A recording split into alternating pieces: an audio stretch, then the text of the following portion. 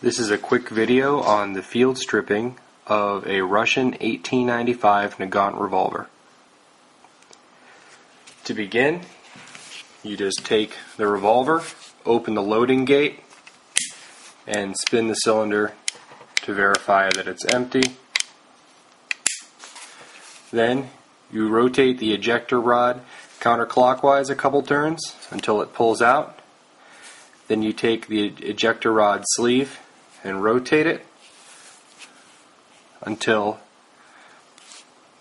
you can pull out the cylinder pin. Then you open the loading gate all the way down and you can remove the cylinder. From here, you take the cylinder pin sleeve and rotate it to the takedown notch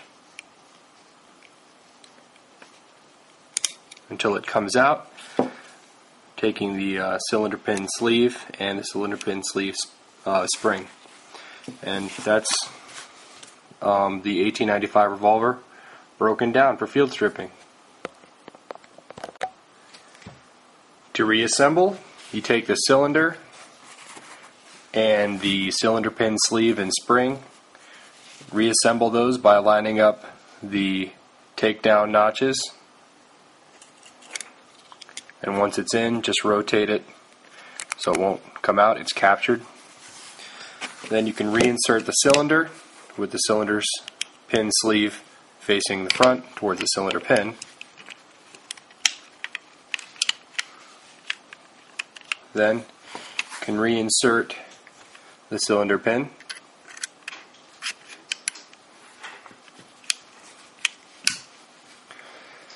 and rotate back the ejector rod sleeve, closing the loading gate,